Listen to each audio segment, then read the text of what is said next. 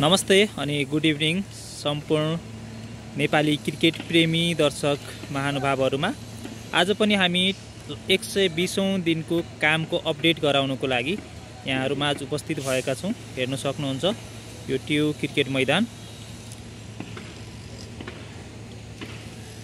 जुन चाहिँ तीव्रताका साथ काम अगाडि बढिरहेको छ। आज हामी 120औं दिनमा आइपुगेका छौं। यो माथि ढलानको काम भइराखेको छ, अहिले फिनिशिङको काम हुँदैछ तल चाहिँ। र यो सुनौलो दृश्य हो टियु क्रिकेट ग्राउन्डको 120औं दिनको। यहाँ चाहिँ ढलानको काम भइराखेको छ।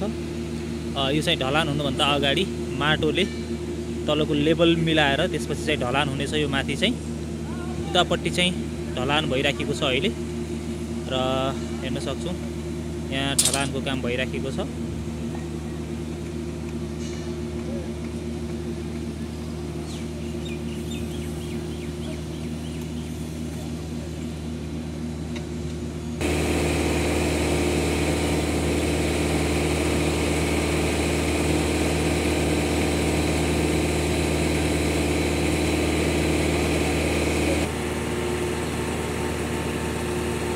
यहाँ चाहिँ ढलानको काम हुँदैछ। यहाँबाट चाहिँ मसला माथि पाइपको माध्यमबाट तल लगिएको छ।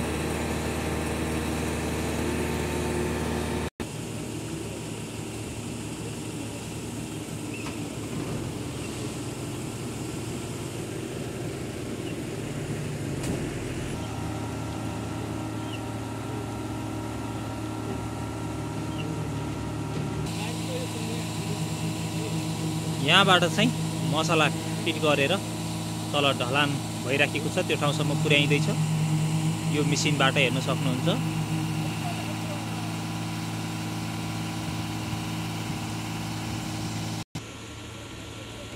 यो साइडमा पनि हेर्न सक्नुहुन्छ काम भइराखेको छ। र यो ठाउँमा चाहिँ अरू ठाउँको भन्दा अलिकति काम हुन बाँकी छ अझै।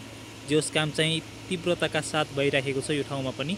अर्को भिआइपी जोन साइडतिर चाहिँ काम लगभग ढलानको काम सकाएर त्यो सरसफाई गरेर कुर्सी राख्न मात्रै बाँकी हो भने यो ठाउँमा चाहिँ ढलानको काम हुन अझै बाँकी भएको कारणले गर्दा अब ढलानको लागि तयारी भइराखेको छ। यहाँ फर्माहरू फिटिङ गरिँदैछ।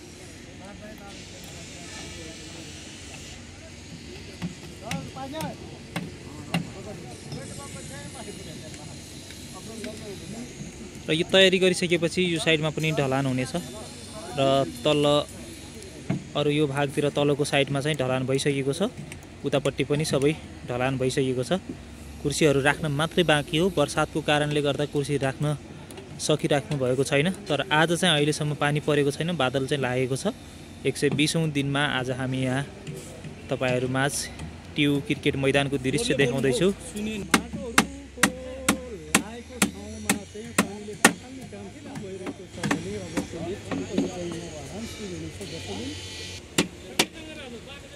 यो साइडमा चाहिँ ढलान हुन बाँकी छ। जस काम तीव्र गतिमा भइराखेको छ। सायद आज बेलुकासम्म यो ठाउँमा पनि ढलान गरिनेछ।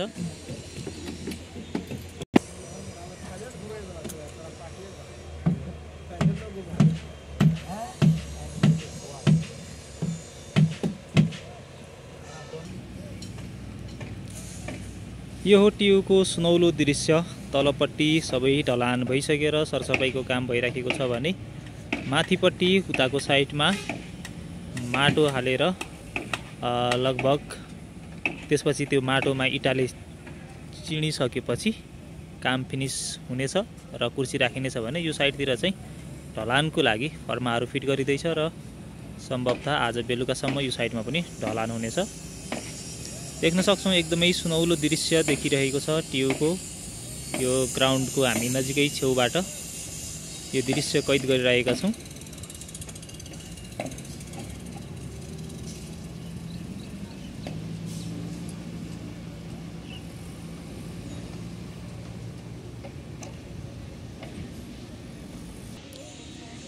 यो चाहिँ भिआइपी जोन, लगभग कुर्सी राख्ने काम र सरसफाईको काम बाँकी छ। भिआइपी जोन चाहिँ देख्न सक्नुहुन्छ, यहाँ पनि सरसफाईको काम गर्दै हुनुहुन्छ। यो चाहिँ हाम्रो सुनौलो टियु ग्राउन्डको दृश्य हो। यहाँ चाहिँ केही नेपाली खेलाडीहरू प्र्याक्टिसको लागि आउनु भएको छ।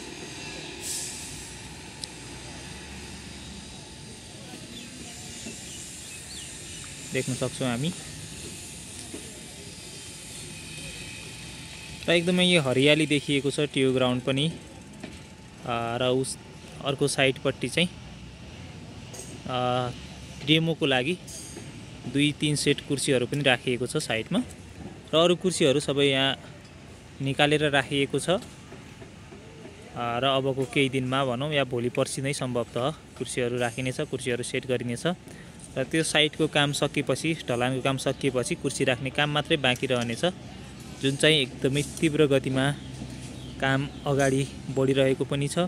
र अबको केही दिनमै टियु मैदानको नेपाली क्रिकेट प्रेमी दर्शकहरूको सपना पुरा हुन गइराखेको छ। र अझै पनि यो ग्राउन्डमा बसेर हामी नेपालका विभिन्न देशहरूसँगको सिरिजहरू पनि छ, लिगहरूका खेलहरू हेर्न पाउनेछौँ। साथसाथै हाम्रो एनपिएलको दोस्रो संस्करणको खेल पनि हामी यही ग्राउन्डमा कुर्सीमा बसेर मजाले हेर्न पाउनेछौँ। यहाँ चाहिँ प्र्याक्टिस चलिरहेको छ र साथै मौसमले पनि अलिकति पानी पर्ने जस्तो सम्भावना पनि छ। अहिले लगभग बेलुकाको 5:30 बजेको छ अहिले चाहिँ र मौसमले चाहिँ अलिकति साथ नदिएको हो। अब यो बर्खाको बेला भएर पनि हो। दिन आज यो 3वटा फ्रेममा जोडिएको कुर्सी 9वटा कुर्सी राखिसकेको छ भने अब यताबाट कुर्सी हाम्रो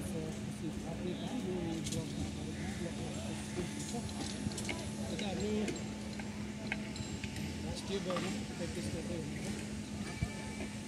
पानी पर्न थाल्यो, साथीहरूले प्र्याक्टिस गर्नु थाल्यो, हामी पनि कुद्नुपर्ने भयो। उता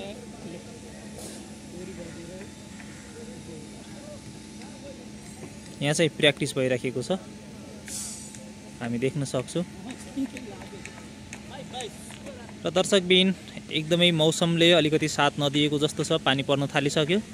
र आजको लागि हामी टियुको अपडेट यति नै गराउन चाहन्छु। र खासै त्यस्तो हिजोको भन्दा त्यस्तो धेरै परिवर्तन त केही पनि भएको छैन। जे होस् यताको साइडमा कुर्सी चाहिँ 2-3टा लगभग 9वटा कुर्सी जति राखिएको छ र एकदमै पानी ठुलो पर्न लागिसक्यो। आजको लागि हामी यो भिडियोमा यति नै। टियुको अपडेट, हरेक अपडेटहरू लिएर हामी उपस्थित हुने गरिरहेका छौँ।